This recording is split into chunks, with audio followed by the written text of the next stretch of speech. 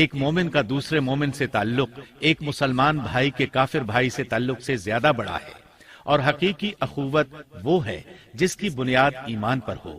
کفر تو نسبی تعلق کو کاٹ دیتا ہے، اس لیے اللہ نے یہ نہیں فرمایا کہ وہ کافر ہے، بلکہ یہ فرمایا کہ وہ تیرے اہل سے نہیں ہے۔ ہمارے لیے بھی یہی حکم ہے، کسی مومن کا کافر کے ساتھ رشتہ نہیں ہو سکتا۔ اس کے ساتھ اللہ نے نوح علیہ السلام کو نصیحت فرمائی کہ آپ ہرگز وہ چیز نہ مانگیں جس کا آپ کو مطلقاً علم ہی نہ ہو، اور ہم آپ کو نصیحت کرتے ہیں کہ جاہلوں میں اپنا شمار کرانے سے باز رہیں۔ جب نوح علیہ السلام یہ بات جان گئے کہ ان کا سوال واقعے کے مطابق نہیں تھا تو فوراً اس سے رجوع کر لیا اور اللہ تعالیٰ سے اس کی رحمت اور مغفرت کے طالب ہوئے۔ اس موقع پر انہوں نے دعا کی، قال رب إني أعوذ بك أن أسألك ما ليس لي به علم وإلا تغفر لي وترحمني أكن من الخاسرين۔ نوح علیہ السلام نے کہا، اے میرے پروردگار، میں تیری ہی پناہ چاہتا ہوں اس بات سے کہ تجھ سے وہ مانگوں جس کا مجھے علم ہی نہ ہو۔ اگر تو مجھے نہ بخشے گا اور تو مجھ پر رحم نہیں کرے گا تو میں خرابی والوں میں ہو جاؤں گا۔ یہ دعا انہوں نے مانگی۔ اپنے بیٹے کے متعلق سوال کے علاوہ نوح علیہ السلام نے اللہ تعالیٰ کی کوئی نافرمانی نہیں کی اور نہ اپنے نفس پر کسی نافرمانی کو شمار کیا۔ کشتی نوح علیہ السلام اور ان کے ساتھیوں کو لیے پانی کی موجوں پر بلند ہو رہی تھی، اور زمین پر موجود ہر چیز، انسان، حیوانات، چوپائے، پرندے غرق ہو چکے تھے۔ ان میں کوئی بھی باقی نہیں بچا تھا۔ اگر کوئی زندہ بچا تھا تو کشتی والے۔ ابن عباس رضی اللہ عنہما سے روایت ہے کہ نوح علیہ السلام اور ان کے ساتھی 6 ماہ کشتی میں رہے، اور بعض روایات میں یہ بھی ہے کہ وہ محرم کی 10 تاریخ کو کشتی سے نیچے اترے۔ آخر اللہ کے حکم سے طوفان رک گیا۔ اللہ نے زمین کو حکم دیا کہ وہ تمام پانی کو نگل جائے۔ زمین نے سارا پانی نگل لیا، زمین خشک ہو گئی۔ اللہ تعالیٰ سورہ ہود آیت 44 میں فرماتے ہیں، وقيل يا أرض ابلعي ماءك ويا سماء أقلعي وغيض الماء وقضي الأمر واستوت على الجودي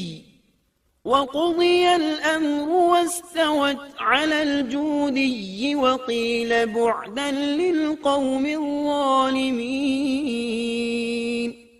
اور فرما دیا گیا کہ اے زمین اپنے پانی کو نگل جا، اور اے آسمان بس کر تھم جا۔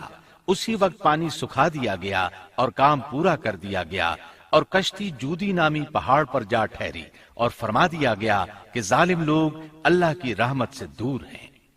کشتی جودی پہاڑ پر جا کر ٹھہر گئی۔ اب انہیں حکم ہوا کہ سلامتی کے ساتھ کشتی سے اتر آئے۔ آپ پر بھی برکت نازل ہوگی، اور ان قوموں پر بھی جو آئندہ آپ کی نسل سے پیدا ہوں گی، اور آپ کی نسل میں سے کچھ لوگ ایسے بھی ہوں گے جنہیں ہم فائدہ تو ضرور پہنچائیں گے، پھر انہیں ہماری طرف سے دردناک عذاب پہنچے گا۔ بہت سی روایات میں یہ بات مذکور ہے کہ نوح علیہ السلام ایک لمبی مدت یعنی 6 ماہ کشتی میں طوفان تھم جانے کا انتظار کرتے رہے۔ آپ نے طوفان کے حالات معلوم کرنے کے لیے ایک کبوتر بھیجا جو واپس آ گیا۔ اسے پاؤں رکھنے کو جگہ نہ ملی۔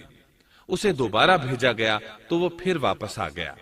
چند دن بعد اسے پھر بھیجا گیا تو وہ اپنی چونچ میں زیتون کی ایک ٹہنی لیے ہوئے تھا۔ اس سے نوح علیہ السلام نے معلوم کر لیا کہ پانی زمین سے کچھ ہی اونچا رہ گیا ہے اور درخت وغیرہ اگ چکے ہیں۔ کچھ دن بعد اسے پھر بھیجا گیا۔ اس مرتبہ وہ واپس لوٹا تو اس کے پاؤں خاک آلود تھے۔ نوح علیہ السلام نے سمجھ لیا کہ طوفان رک گیا اور زمین خشک ہو چکی ہے۔ سیرت کی کتب میں یہ واقعہ موجود ہے۔ اسی کی بنیاد پر سیرت نگاروں کا کہنا ہے کہ کبوتر کا آنا سلامتی کی علامت تھا، اور اس کی چونچ میں زیتون کی ٹہنی نوح علیہ السلام کی بادشاہت کی طرف اشارہ تھا۔ اس طرح نوح علیہ السلام زمین پر اتر آئے۔ اس وقت اولاد آدم میں سے کوئی انسان سوائے ان لوگوں کے زندہ نہیں بچا تھا۔ جزیرہ عرب، فلسطین اور ان کے ارد گرد کا علاقہ غرق ہونے سے محفوظ رہا۔ ان کے علاوہ تمام زمین غرق ہوئی تھی، سب کے سب طوفان کی نذر ہو گئے۔ صرف نوح علیہ السلام سے اولاد پیدا ہوئی اور زمین میں ان کی اولاد کے علاوہ اور کسی کی نسل باقی نہ رہی۔ اسی وجہ سے نوح علیہ السلام کو آدم ثانی اور ابو البشر ثانی کہا جاتا ہے، کیونکہ تمام کے تمام بشر انہی کی طرف منسوب ہیں۔ سورۃ الصافات آیات 75 تا 77 میں اسی طرف اشارہ ہے۔ وَلَقَدْ نَادَانَا نُوحٌ فَلَنِعْمَ الْمُجِيبُونَ وَنَجَّيْنَاهُ وَأَهْلَهُ مِنَ الْكَرْبِ الْعَظِيمِ وَجَعَلْنَا ذُرِّيَّتَهُ هُمُ الْبَاقِينَ۔ اور ہمیں نوح نے پکارا تو دیکھ لو کہ ہم کیسے اچھے دعا قبول کرنے والے ہیں۔ ہم نے اسے اور اس کے فرمانبرداروں کو اس زبردست مصیبت سے بچا لیا، اس کی اولاد ہم نے باقی رہنے والی بنا دی۔ ایک دوسرے مقام پر اللہ تعالیٰ دیگر امم اور رسولوں کے متعلق کلام کرتے ہوئے فرماتے ہیں، اے ان لوگوں کی اولاد جنہیں ہم نے نوح کے ساتھ چڑھا لیا تھا، وہ ہمارا بڑا ہی شکر گزار بندہ تھا۔ نوح علیہ السلام کے 3 بیٹے تھے، سام، حام اور یافس۔ سام کی نسل زیادہ تر سفید رنگت کی تھی اور بہت کم لوگ ان میں سیاہ فام تھے، البتہ کچھ ان میں گندمی تھے۔ حام کی اولاد کی اکثریت سیاہ فام تھی، ان میں بہت کم لوگ سفید رنگ کے تھے، اور یافس کی اولاد سرخی مائل رنگ کی تھی۔ عرب اور بنو اسرائیل سام کی اولاد ہیں، تمام حبش حام کی اولاد ہیں، ترک اور مشرقی ایشیا کے لوگ یافس کی اولاد ہیں۔ طوفان کے بعد نوح علیہ السلام اللہ کے بندوں میں 350 سال تک زندہ رہے، اور وہ اللہ کے قول عبدن شکورن کے مصداق تھے۔ پھر نوح علیہ السلام فوت ہو گئے۔ راجح ترین روایات کے مطابق آپ مکہ میں دفن ہوئے، ایک دوسری روایت کے مطابق آپ لبنان میں دفن ہوئے۔ نوح علیہ السلام کا ایک بیٹا سام تھا۔ عرب اور بنی اسرائیل اسی کی طرف منسوب ہیں۔ اسی سام کے پوتوں سے ہود علیہ السلام پیدا ہوئے۔ ان کا نسب نامہ اس طرح ہے: ہود بن عبداللہ بن رباح بن جارود بن عامر بن اوس بن ارم بن سام بن نوح۔ ہود علیہ السلام کی قوم کو قوم عاد اور قوم ارم بھی کہا جاتا ہے، کیونکہ عاد اور ارم ہود علیہ السلام کے اجداد تھے۔ قوم ہود احقاف نامی ایک بستی میں آباد تھی، اور یہ بستی عمان اور حضرہ موت کے درمیان ریت کے ٹیلوں والے علاقے میں تھی۔ عربی میں احقاف ریت کے ٹیلوں کو کہتے ہیں۔ یہ علاقہ سمندر کے کنارے واقع تھا اور شہر کے نام سے پکارا جاتا تھا۔ قرآن مجید میں سورۃ الاحقاف آیت 21 میں اللہ تعالیٰ نے انہیں ان کی بستی کی طرف منسوب کرتے ہوئے مخاطب کیا ہے۔ وَاذْكُرْ أَخَا عَادٍ إِذْ أَنذَرَ قَوْمَهُ بِالْأَحْقَافِ۔ اور عاد کے بھائی کو یاد کرو جبکہ اس نے اپنی قوم کو احقاف میں ڈرایا۔ قوم عاد کے لوگ اپنی رہائش کے لیے خیمے پسند کرتے تھے۔ ان کے خیمے بہت مضبوط اور پختہ ہوتے تھے۔ یہ لوگ ان کو بڑی مہارت سے بناتے تھے، پھر ان پر فخر کرتے تھے۔ اللہ تعالیٰ سورۃ الفجر آیات 6 تا 8 میں فرماتے ہیں: أَلَمْ تَرَ كَيْفَ فَعَلَ رَبُّكَ بِعَادٍ إِرَمَ ذَاتِ الْعِمَادِ الَّتِي لَمْ يُخْلَقْ مِثْلُهَا فِي الْبِلَادِ۔ کیا آپ نے نہیں دیکھا کہ آپ کے رب نے عاد کے ساتھ کیا کیا، جو نسل ارم سے تھے، ستونوں والے تھے، جن کے مانند کوئی قوم دنیا کے ممالک میں پیدا نہیں کی گئی۔ اللہ تعالیٰ نے ان کی کاریگری اور فن کی ایک مثال دی ہے کہ وہ ایسے خیموں میں آباد تھے جن کے ستون بہت مضبوط تھے، طاقتور تھے۔ ان لوگوں نے شہروں اور بستیوں کو ایسی کاریگری سے بنایا کہ ان کے متعلق عجیب و غریب روایات مشہور ہو گئیں۔ یہ نرم زمین میں خیمے بناتے تھے، اس کے ساتھ پہاڑوں میں محل بھی بناتے تھے، حالانکہ رہائش کے لیے زمین پر خیمے موجود تھے۔ گویا بیکار دولت اور وقت برباد کرتے، پھر اس پر فخر کرتے۔ شہروں میں جو راستے اور سڑکیں تھیں وہ بہت چوڑی تھیں۔ ان جیسے طویل اور قوی لوگ بعد میں پیدا نہیں ہوئے۔ کاریگری اور فنکاری میں یہ لوگ اس مقام تک پہنچے کہ پھر کوئی نہ پہنچ سکا۔ یہ لوگ عرب تھے اور عربی میں بات چیت کرتے تھے۔ ہود علیہ السلام بھی عربی تھے۔ اسماعیل علیہ السلام سے پہلے کے عرب باشندے عرب عاربہ کہلاتے ہیں۔ ان کے مشہور قبائل یہ ہیں: عاد، سمود، جرہم، امیم، قحطان اور مدین وغیرہ۔ ابراہیم علیہ السلام کی اولاد میں اسماعیل علیہ السلام کے بعد آنے والے لوگ عرب مستعربہ کہلاتے ہیں۔ اسماعیل علیہ السلام عربی نہیں تھے، کنعانی تھے۔ جب ابراہیم علیہ السلام اسماعیل علیہ السلام کو مکہ معظمہ میں چھوڑ آئے اور اسماعیل علیہ السلام نے عربوں سے میل جول قائم کیا تو ان سے عربی سیکھ لی اور اس میں بہت مہارت پیدا کر لی، یہاں تک کہ آپ کو عرب کا فصیح کہا جانے لگا۔ اہل عرب میں فصاحت و بلاغت آپ ہی سے آئی۔ رسول اللہ صلی اللہ علیہ وسلم بھی اسی انداز میں فصیح و بلیغ عربی میں بات کرتے تھے۔ طوفان نوح کے بعد جب دوبارہ لوگوں کو پیدا کیا گیا تو وہ ایک مرتبہ پھر ان بستیوں میں رہنے کے لیے چلے گئے جہاں نوح علیہ السلام رہا کرتے تھے۔ نوح علیہ السلام شام کے شمال اور ترکی کے جنوبی علاقوں میں رہا کرتے تھے۔ لوگ یہاں آباد ہو گئے۔ پھر یہاں سے کچھ لوگ فلسطین اور شام کی طرف ہجرت کر گئے اور کچھ لوگ جزیرے کی طرف ہجرت کر گئے، اور قوم عاد جزیرے کے جنوب میں آ کر آباد ہو گئی۔ اس وقت تمام لوگ توحید پر تھے۔ طوفان کے ساتھ جب زمین پامال ہو گئی تو اس پر سوائے نوح علیہ السلام کی اولاد کے اور کوئی زندہ نہ رہا۔ یہ لوگ توحید پرست تھے، لیکن وقت کے ساتھ ساتھ قوم عاد آباد ہوئی اور شیطان نے ان کے دلوں میں وسوسہ ڈالا۔ اس طرح وہ شیطان کی عبادت کرنے لگے۔ چنانچہ قوم نوح کے بعد سب سے پہلے جس قوم نے بت پرستی اختیار کی وہ قوم عاد تھی۔ اس قوم کو اللہ تعالیٰ نے بہت ڈیل ڈال دیا تھا۔ وہ بہت طاقتور قوم تھی۔ مفسرین بیان کرتے ہیں کہ ان کے جسم بہت مضبوط اور ٹھوس تھے، قد بہت لمبے تھے۔ آدم علیہ السلام کا قد 60 ہاتھ تھا۔ اس قوم کا قد بھی قریباً اتنا ہی تھا۔ اس طرف سورۃ الاعراف آیت 69 میں اشارہ موجود ہے۔ اللہ تعالیٰ فرماتے ہیں: وَاذْكُرُوا إِذْ جَعَلَكُمْ خُلَفَاءَ مِن بَعْدِ قَوْمِ نُوحٍ وَزَادَكُمْ فِي الْخَلْقِ بَسْطَةً فَاذْكُرُوا آلَاءَ اللَّهِ لَعَلَّكُمْ تُفْلِحُونَ۔ اور تم وہ حالت یاد کرو جب اللہ نے تمہیں قوم نوح کے بعد جانشین بنایا اور ڈیل ڈول میں تمہیں زیادہ پھیلاؤ دیا، سو تم اللہ کی نعمتوں کو زیادہ یاد کرو تاکہ تم فلاح پا جاؤ۔ ہود علیہ السلام کی زبانی اللہ تعالیٰ ان کی فنکاری کو بیان کرتے ہوئے فرماتے ہیں کہ ہود علیہ السلام نے ان سے کہا، کیا تم ایک ایک ٹیلے پر بطور کھیل نشان لگا رہے ہو؟ مطلب یہ کہ یہ لوگ پہاڑوں کی چوٹیوں پر محل تعمیر کرتے تھے۔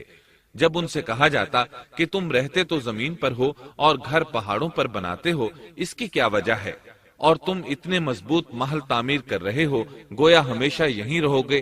وہ لوگ دراصل ٹیلوں، گھاٹیوں، دروں اور پہاڑوں پر عمارات تعمیر کرتے تھے، اور ان کا مقصد ان میں رہنا نہیں تھا، بلکہ صرف کھیل کود کے لیے ایسا کرتے تھے۔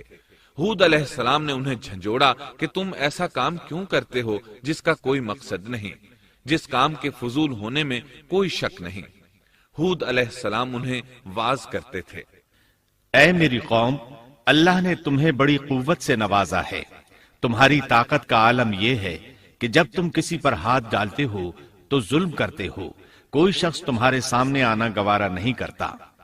لہذا اللہ سے ڈرو اور میری پیروی کرو، اس سے ڈرو جس نے ان چیزوں سے تمہاری مدد کی۔ اللہ تعالیٰ نے اپنی ہر طرح کی نعمت، مال، اسباب، اولاد، باغات، شہر، قوت، جسامت اور صنعت کاری سے تمہیں نوازا ہے، لہٰذا تم اللہ سے ڈرو اور میری اطاعت کرو۔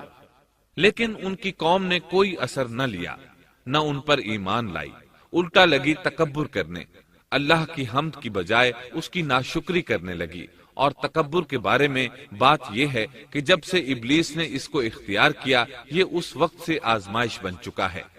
اللہ تعالیٰ سورہ حامیم السجدہ آیت 15 میں فرماتے ہیں، فأما عاد فاستكبروا في الأرض بغير الحق وقالوا من أشد منا قوة أولم يروا أن الله الذي خلقهم هو أشد منهم قوة۔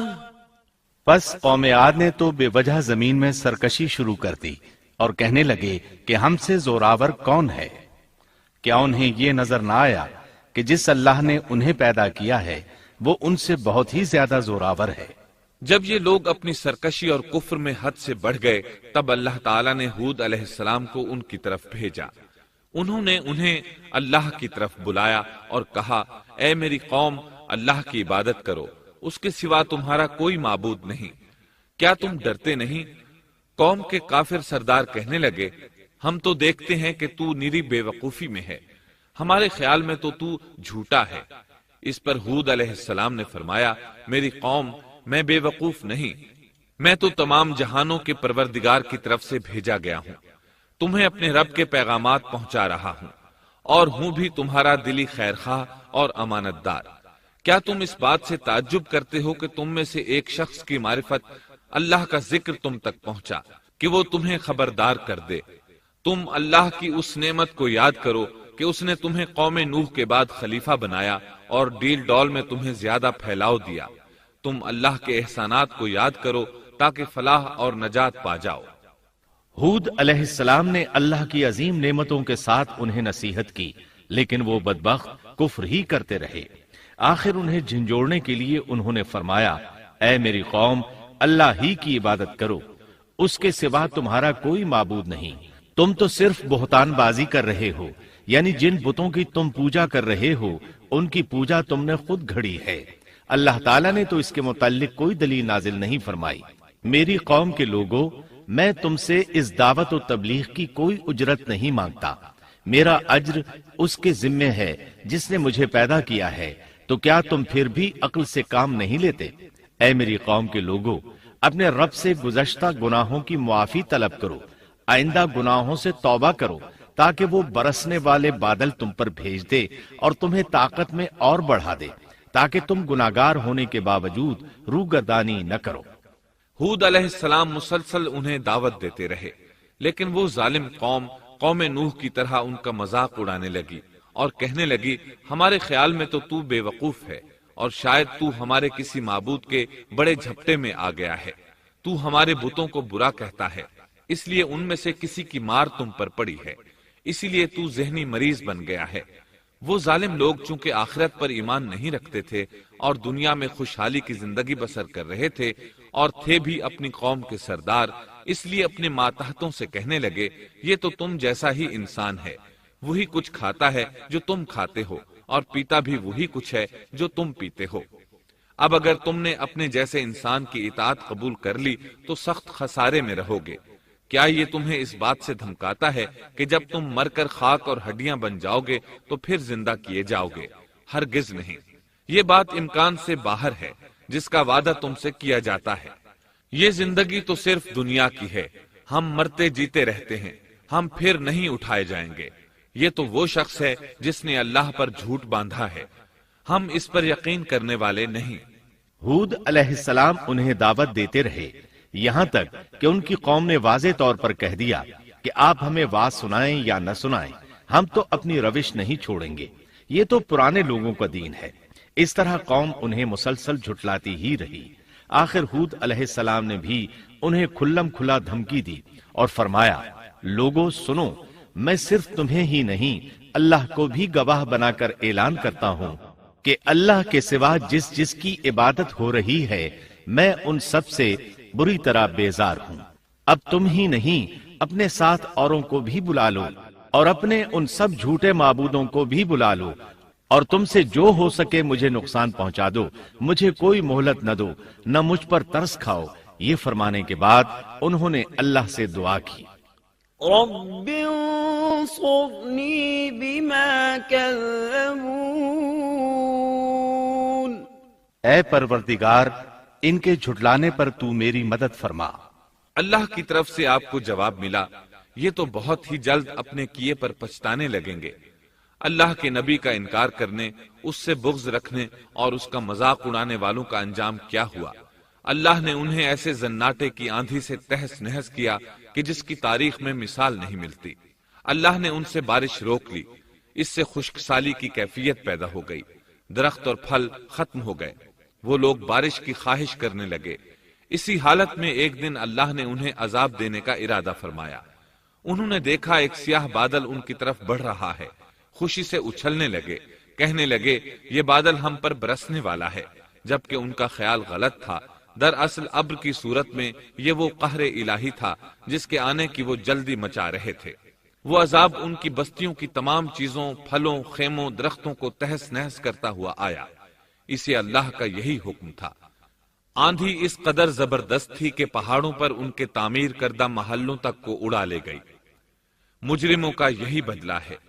اللہ تعالیٰ سورۃ الزاریات آیت 41 اور 42 میں فرماتے ہیں، وفي عاد إذ أرسلنا عليهم الريح العقيم ما تذر من شيء أتت عليه إلا جعلته كالرميم۔ اسی طرح عادیوں میں بھی ہماری طرف سے تنبیہ ہے، جبکہ ہم نے ان پر خیر و برکت سے خالی آندھی بھیجی، وہ جس جس چیز پر گرتی تھی اسے بوسیدہ ہڈی کی طرح چورا چورا کر دیتی تھی۔ اس آندھی نے ہر چیز کو فنا کر کے رکھ دیا۔ اللہ تعالیٰ ان کی تباہی ایک جگہ ان الفاظ میں بیان کرتے ہیں، قوم عاد نے بھی جھٹلایا، پس کیسا ہوا میرا عذاب اور میری ڈرانے والی باتیں۔ ہم نے ان پر تیز و تند مسلسل چلنے والی ہوا ایک لگاتار منحوس دن میں بھیج دی، جو لوگوں کو اٹھا اٹھا کر دے پٹکتی تھی، گویا کہ وہ جڑ سے کٹے ہوئے کھجور کے تنے ہیں۔ پس کیسی رہی میری سزا اور میرا ڈرانا۔ یقیناً ہم نے قرآن کو نصیحت کے لیے آسان کر دیا ہے، پس کیا ہے کوئی نصیحت پکڑنے والا؟ ایک تیسرے مقام پر اللہ نے ان کی ذلت اور رسوائی کا ذکر یوں کیا ہے، قوم عاد بے حد تند اور تیز ہوا سے غارت کر دی گئی۔ وہ ہوا ان پر برابر لگاتار 7 رات اور 8 دن تک اللہ کے حکم سے چلتی رہی۔ آپ وہاں ہوتے تو دیکھتے کہ وہاں لوگ یوں چاروں شانوں چت گرے پڑے ہیں جیسے وہ کھجوروں کے کھوکھلے تنے ہوں۔ کیا ان میں سے کوئی بھی آپ کو باقی نظر آ رہا ہے؟ ہود علیہ السلام کو اللہ تعالیٰ نے اپنی رحمت سے نجات دی، باقی تمام جگہوں پر تباہی تھی، لیکن جس جگہ ہود علیہ السلام اور ان کے ساتھی تھے اس طرف یہ ہوا پھٹکی بھی نہیں۔ کہا جاتا ہے کہ ایک باڑ تھی جس میں ہود علیہ السلام، حیوانات، چوپائے اور ان پر ایمان لانے والے تھے، اور آندھی نے ہر چیز کو فنا کر ڈالا۔ اللہ تعالیٰ سورہ آراف آیت 72 میں فرماتے ہیں، فأنجيناه والذين معه برحمة منا وقطعنا دابر الذين كذبوا بآياتنا وما كانوا مؤمنين۔ غرض ہم نے انہیں اور ان کے ساتھیوں کو اپنی رحمت سے بچا لیا اور ان لوگوں کی جڑ کاٹ دی جنہوں نے ہماری آیتوں کو جھٹلایا تھا اور وہ ایمان لانے والے نہ تھے۔ اسی طرح سورہ ہود میں اللہ فرماتے ہیں، جب ہمارا حکم آ پہنچا تو ہم نے ہود کو اور ان کے ساتھیوں کو اپنی خاص رحمت سے نجات دی۔ ہم نے ان سب کو سخت عذاب سے صاف بچا لیا۔ یہ تھے قوم عاد کے لوگ جنہوں نے اپنے رب کی آیتوں کا انکار کیا اور اس کے رسولوں کی نافرمانی کی، اور ہر ایک سرکش نافرمان کے حکم کو مانا۔ دنیا میں بھی ان پر لعنت لگا دی گئی اور قیامت کے دن بھی۔ دیکھ لو، قوم عاد نے اپنے رب سے کفر کیا، ہود کی قوم عاد پر لعنت ہو۔ اس طرح قوم عاد تباہ ہو گئی۔ ان کے بعد مومنوں نے ان کے باقی بچ جانے والے مکانات پر قبضہ کر لیا اور وہاں رہنے لگے۔ پھر ہود علیہ السلام نے حضرہ موت میں وفات پائی۔ اب ہم آتے ہیں سیدنا صالح علیہ السلام کے قصے کی طرف۔ دن گزرتے گئے اور لوگ ایک بار پھر ابلیس لعین کے وسوسے میں آ کر کفر کی طرف پلٹ آئے، کیونکہ ابلیس کسی بھی شخص کو وسوسے میں ڈالے بغیر نہیں چھوڑتا۔ اس طرح ایک بار پھر کفر پھیل گیا، چنانچہ اللہ نے ان کی ہدایت کے لیے صالح علیہ السلام کو مبعوث فرمایا۔ یہ سمود کے پوتوں میں سے ایک عربی نبی تھے، ان کا نسب نامہ اس طرح ہے: صالح بن عبید بن سیاف بن ماشح بن عبید بن حاضر بن سمود بن ارم بن سام بن نوح علیہ السلام۔ گویا صالح علیہ السلام کا تعلق قوم سمود سے تھا، اور یہ قوم قوم عاد کی نسل سے تھی۔ سمود کی قوم نے یمن کو خیرباد کہا اور جزیرے سے شمال کی طرف منتقل ہو گئے، پھر وہاں ہجر نامی ایک بستی میں جا ٹھہرے۔ قرآن کریم کی سورۃ الحجر اسی بستی کے نام سے موسوم ہے۔ قوم عاد کا تذکرہ سورۃ الحجر کے علاوہ سورۃ الاحقاف اور سورہ ہود میں بھی ہے۔ اللہ تعالیٰ سورۃ الحجر آیت 80 میں فرماتے ہیں: وَلَقَدْ كَذَّبَ أَصْحَابُ الْحِجْرِ الْمُرْسَلِينَ، اور ہجر والوں نے بھی رسولوں کو جھٹلایا۔ ہجر قوم سمود کا مرکزی شہر تھا، اب وہ مدائن صالح کے نام سے مشہور ہے۔ یہ شہر مدینہ منورہ کے شمال مغرب میں 380 کلومیٹر کے فاصلے پر واقع ہے۔ یہ لوگ بھی پہاڑوں کو تراش کر گھر بناتے تھے۔ یہ صنعت اور کاریگری انہوں نے قوم عاد سے وراثت میں پائی تھی۔ اللہ تعالیٰ سورۃ الفجر آیت 9 میں فرماتے ہیں: وَثَمُودَ الَّذِينَ جَابُوا الصَّخْرَ بِالْوَادِ، اور قوم سمود کے ساتھ کیا کیا جنہوں نے وادی میں بڑے بڑے پتھر تراشے تھے۔ قرآن مجید میں اللہ تعالیٰ ایک مقام پر فرماتے ہیں: اور ہم نے قوم عاد اور سمود کو غارت کیا جن کے بعض مکانات آپ کے سامنے ظاہر ہیں۔ ان کے مکانات ان کی تباہی سے لے کر اب تک موجود ہیں۔ شام کے راستے میں خیبر، تیماء سے تبوک تک قوم سمود کے آثار پائے جاتے ہیں۔ یہ لوگ کس طرح پتھر تراش تراش کر گھر بناتے تھے، اللہ تعالیٰ نے سورۃ الاعراف آیت 74 میں اس کا ذکر کیا ہے۔ وَاذْكُرُوا إِذْ جَعَلَكُمْ خُلَفَاءَ مِنْ بَعْدِ عَادٍ وَبَوَّأَكُمْ فِي الْأَرْضِ تَتَّخِذُونَ مِنْ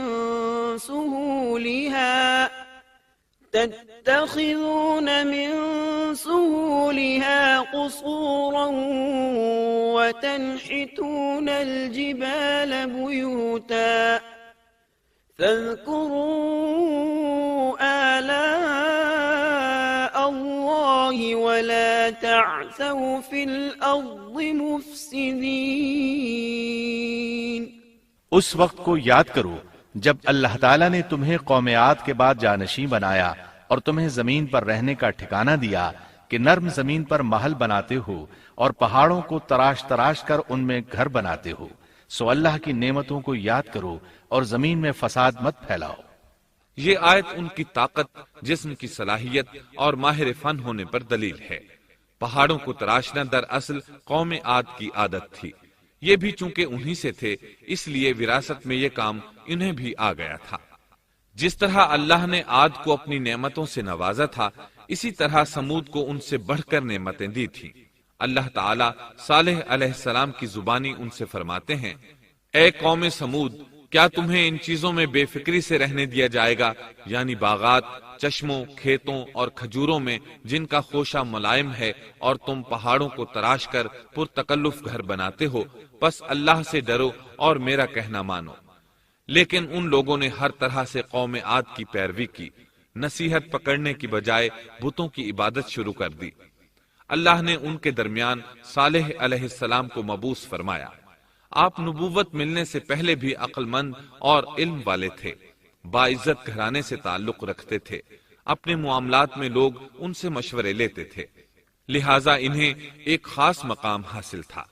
لیکن جب آپ نے انہیں ایک اللہ پر ایمان لانے، اس کے سوا کسی کی عبادت نہ کرنے کی دعوت دی تو ان کا ساتھ چھوڑ گئے۔ جواب